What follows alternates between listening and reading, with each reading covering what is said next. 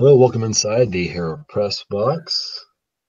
Couple things on the docket for this evening. One, our NCAA tournament brackets are all set. You done picking yours? I've picked mine. I don't know if it's going to be final. I'll probably end up changing it How many at the brackets you very got? last. Just one, actually. This is the one that you created is the only one that I have. I have three. I have, and I do this for the guys as well, where I'll pick a one where Uh-huh. it's actually picking, and then Right. Right. I'll have a fanhood bracket. Uh-huh.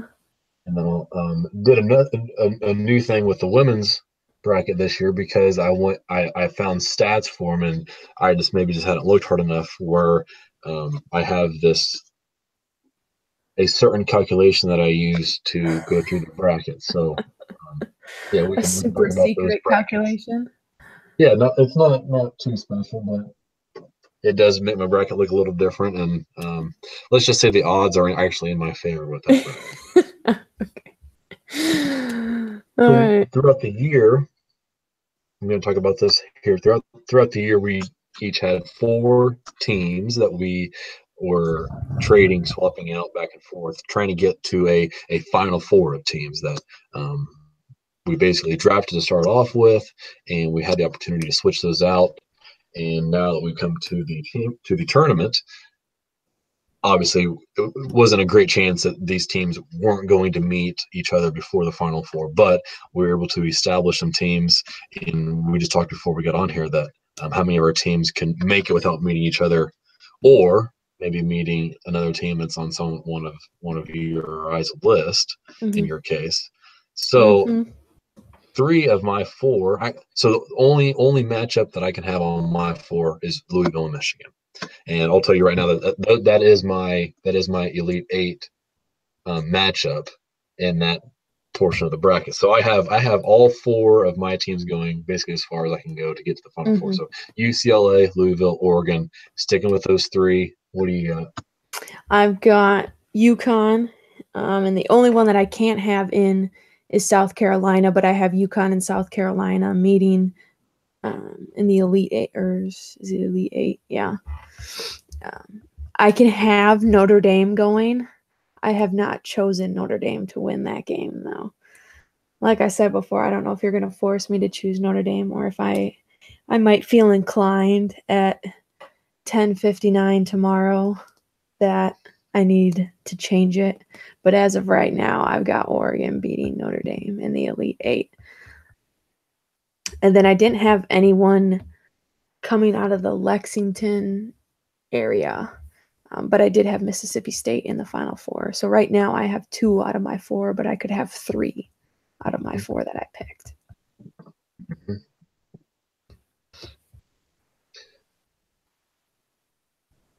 Who who do you have right now out of that Lexington? Louisville. You have Louisville. Mm-hmm. Okay. Yeah. I would say, I mean, if I had to pick a team that you already didn't have, Mm-hmm. I'd probably go You did have a Baylor, Tennessee. right? I did have Baylor. I don't think Baylor's gonna make it as Got far out though far without without. Yeah. Christie. I have Michigan beating Baylor, and then so going with matchups and not picking someone that you have already chosen. The only team that I would really pick out of that region would be Tennessee. You have your bracket in front of you. Yes, I do. How many double-digit seed you got winning first round? How many double-digit seeds do I have winning? Probably not a lot. Um,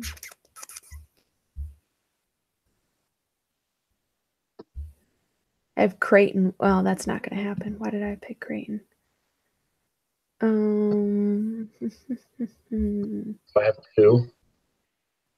I I have Central have. Michigan with Yep. LSU, Yep. That's and one that I have. That's the only that's one I have. one you have. And then I also have Florida Gulf Coast, Mm. who's I've been waiting to make a Hmm. run. Last couple of years have played teams really well. I've got them going to the Sweet 16 to get beat by Louisville after beating. Let's see. So they got a match up number 5 Missouri, and then they would play then number 4 Stanford in that regional. Yeah. That's one that I was thinking about, but I didn't. But I do have that Central Michigan one. Any surprises, upset with the committee at all on any of these selections, pairings? You're just lofting one up in the air for me. So, and this is a combination of personal reasons, but then also a little bit of frustration with the committee in general, because I think it's a very valid point outside of my personal feelings towards this team. But I really believe that South Dakota should have made it. They went 20-0 in conference play. They faced South Dakota State in the championship game for the Summit, and they ended up losing, and they lost quite handily. I think they lost by 15. But I think at the end of the day, if you're looking, if the committee is really committed to basing it off body of work, to go undefeated in your conference and then make it to the championship game and just not have your night, and to beat a team 3 times in 1 year is extremely difficult to begin with. That was the one that I was most upset about, especially because before that final was played, and this is kind of all of it based off of assumptions, I guess, but before that final game was played, one of the brackets that I had seen on ESPN had both South Dakota and South Dakota State in. So the South Dakota's in the WNIT. They played tonight. They beat Houston pretty handily. But that's probably the one that kind of blew my mind. How about putting UConn and South Carolina as the... Yeah, that was another thing that I didn't like. Just, I mean, there's the potential of them meeting no matter what, no matter where they are, whether they're going to meet in the Final Four, they're going to meet in the national championship. But to have them meet that early, or the potential of meeting that early, I wasn't a fan of that. But it makes a little bit of sense based off of seeding, I guess. Do you think Notre Dame deserved a 1 seed? Yeah. I'm not. I see Edwards going down, hurts Baylor. I'm not terribly impressed by. I mean, Oregon, South Carolina, not even. I guess not even Oregon. They're a really good team. I don't think they're 1 seed caliber. South Carolina, maybe even somewhat underperformed this year.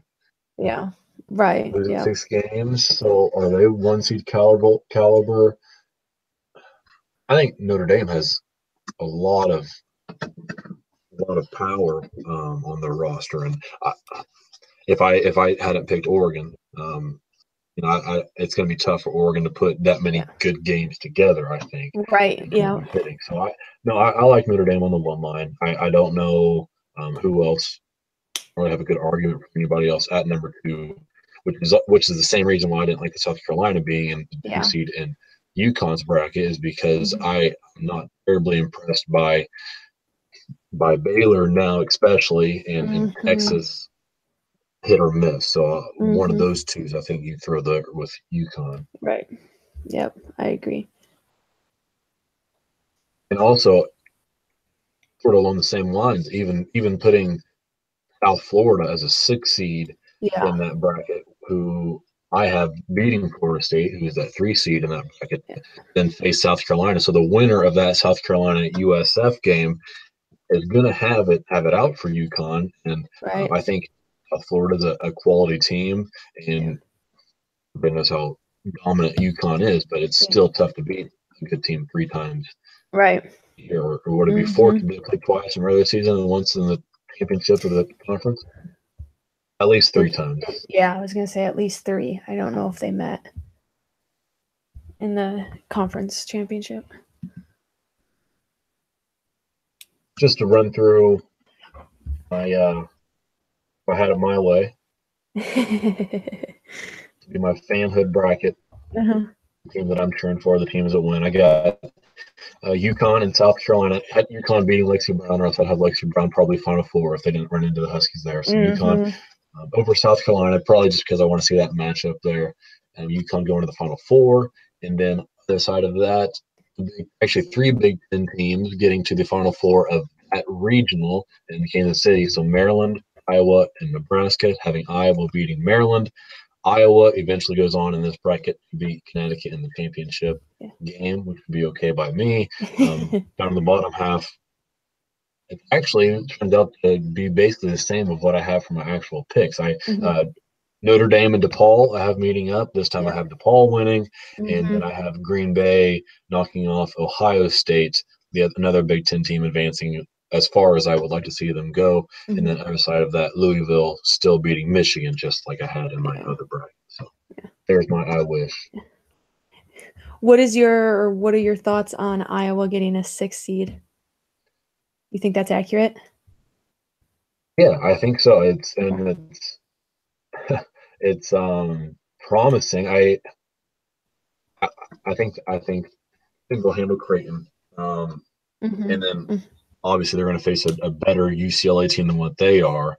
But I say it's promising because that is a young, very young Iowa team who didn't return a whole lot of experience with injuries and Ali Disterhoff leaving and a couple of transfers out of the program. So very encouraging to see that. And if nothing else, it's a program building to get on that line. And they win a game. We'll see how they handle UCLA. That Monique Billings and Megan Gustafson battle will be fun to watch. I know. As well as the guard play. Yep, that's what I'm probably most excited about. So I hope both of those teams win. I've got UCLA winning that game. I'm not extremely confident in that pick, though. I think UCLA is one of those teams that has kind of been up and down this season. It's like when they win, they're making a statement. But I remember back, they were playing Oregon at the end of the season, and they were up. I mean, I'm thinking they're up 15 to 20 points, I think, is what it was.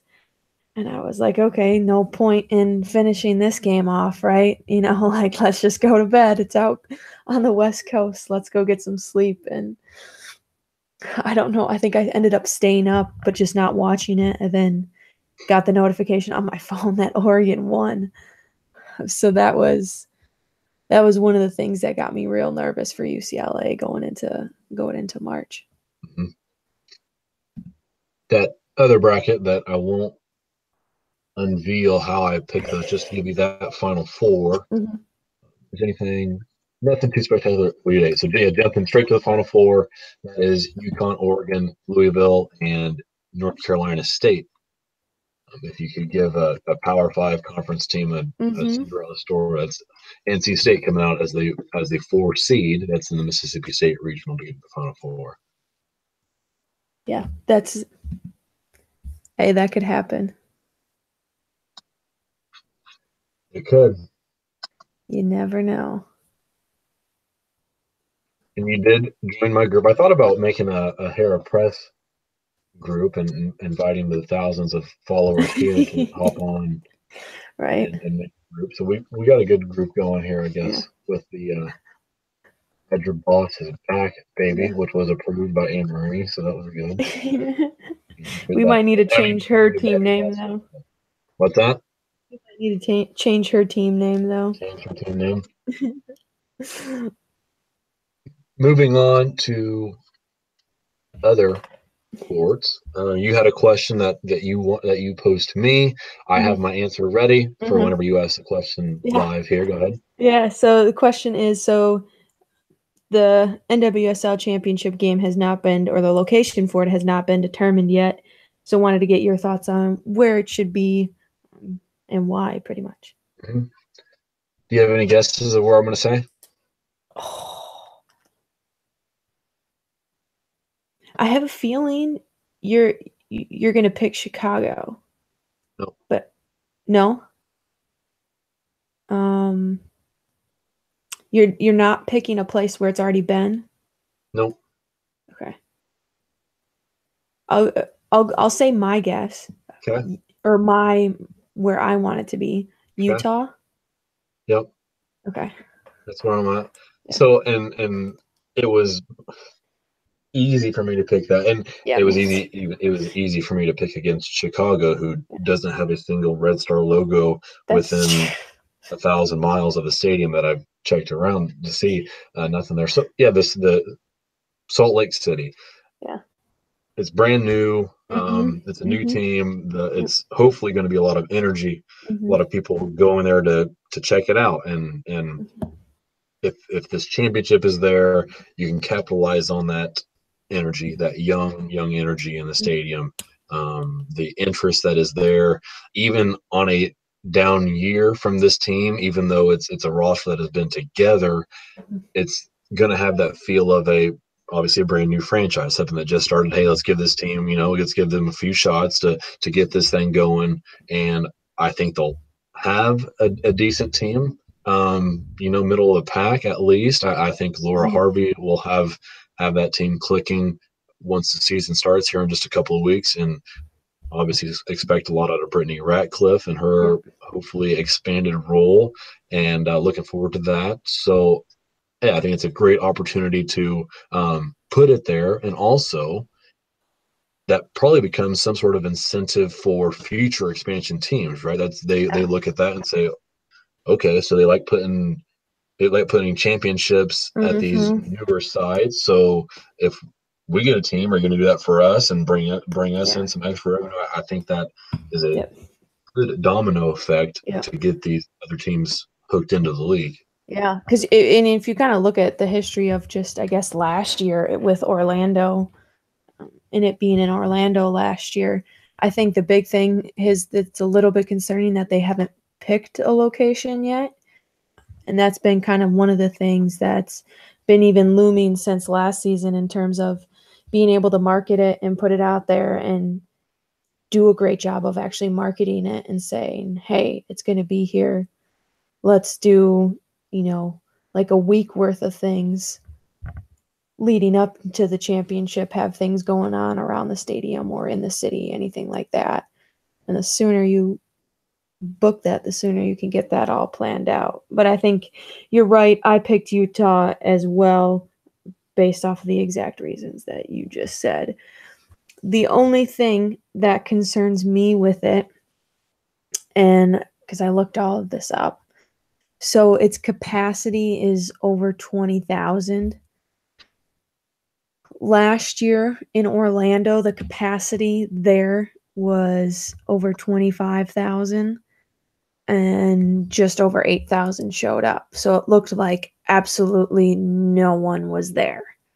Year before that, it was in Houston. They've got just over 22,000 capacity. And again, just over 8,200 showed up. So it looked like no one was there. But it's above average attendance. It just looks bad. Now, I don't know if that's something that the NWSL is going to take into account or not. And I guess if there's a way to, and I don't know how the stadium in Salt Lake is set up, but if there's two tiers, there's a way to just section off the top tier and have only seats available in the bottom tier. Probably a good way to do it. When I went to BC Place, there was a bottom tier and a top tier, and the top tier was I don't know what they created, but they kind of created these banner like things that hung over the top seats, so you really couldn't even notice that there was a whole upper ring up there. Just tarps across. Yeah. Yeah.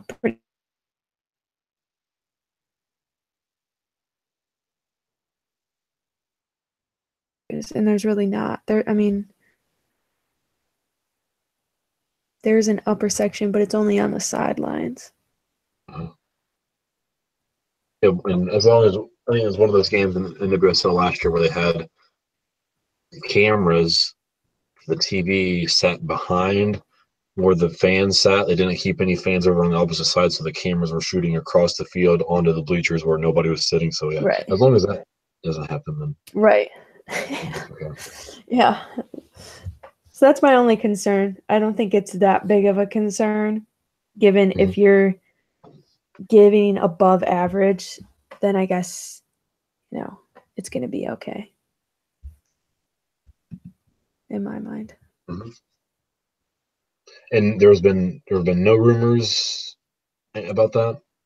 I have not. I'm sure there are rumors. I haven't heard anything though, at least from what I've scrolled across on Twitter. There haven't been anything like that I've seen, at least so far. Mm-hmm.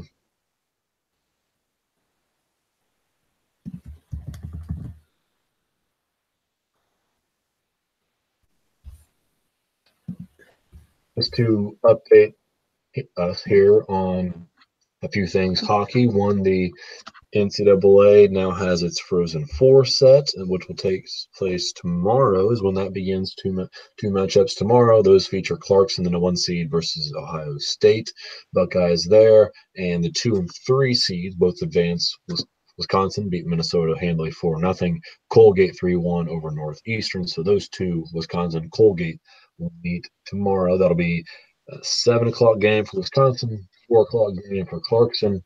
Those two both reigning champion runner-up, and that championship will be on Sunday the 18th. You going? I am not, because I want to stay and watch my dad play basketball against a bunch of other old people. I've never seen him play a game.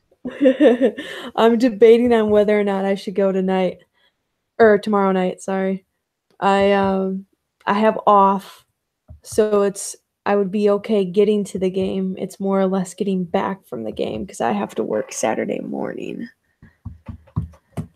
So that's where my issue comes in. And that's 5 hours? Yeah, like 4.5, I think is what it is. Or yeah, okay, it's because it's in the cities. Yeah, so it'd be about 5. Yeah, our trip wasn't terrible last year. Obviously, Marcus drove the train down, so that added on to his time. But we made it in, I think, a little under 3 hours to St. Charles, Missouri. So that was actually really nice. And we got there. Did we watch? I don't think we watched the first. No, how did that work? I can't remember. Maybe Wisconsin played first, and we got there right before Wisconsin started and stayed for the second game, and got home at a reasonable hour. But we were also 2 hours closer than what you would be. Yeah, if our game would be the earlier game, I would have. There would have been no question about it. Yeah, and at St. Charles, it was definitely worth it. I assume it'll be a similar setup there in the Twin Cities for this Frozen Four. But last year, big arena set right on one of the rivers there that breaks off from the Mississippi, and a huge parking lot, a lot of tailgating going on. Obviously, Wisconsin being there helped out that scene of it. A lot of tailgate going on, and yeah, good weather, so it was nice to hang out in the parking lot, and the team showed up, buses and the bands were playing. Some guy was yelling on a megaphone trying to fire up the crowd, but he didn't have too hard of a job considering everybody was already ready to go. So it was a good setup. The place obviously wasn't it'd be tough to expect a 5-star facility. It was a nice place, a big arena where everybody who wanted a ticket got a ticket, so that was nice. And a lot of fans traveled down there from all the teams, so it was a good setup. I'm sure they'll have the same basic situation there in the Twin Cities. Is it in Ritter, or where's that at? Yeah, it's in Ritter. Okay, it's in Ritter. Yeah, it's a 5-hour and 15-minute drive. Okay. Which there'd be no issue again getting to the game. It would be the next morning. And it would not be a very happy morning if we lost.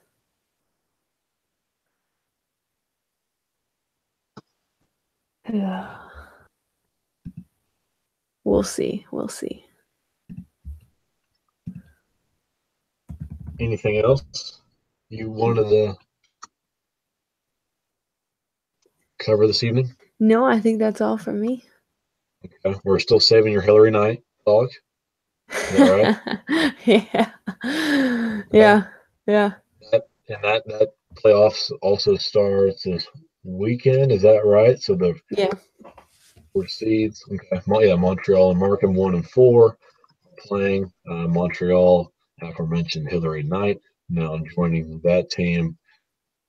So something to keep an eye on there. And also the WHL Oh yeah. League MVP and Rookie of the Year. Those types of voting is also going on. So we'll keep an eye out for those winners and maybe have some reaction to those.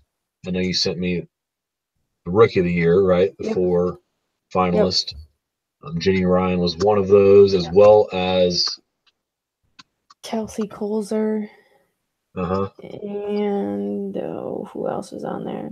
Let me grab it.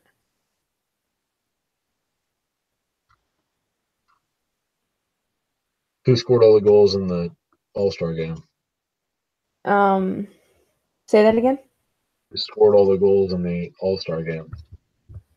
Who scored them all? Kelsey did. Haley Skamura and Maddie Elia. Haley Skamura. Yeah. Yeah, so that's, and then you said that's finalists for Rookie of the Year, right? Yep.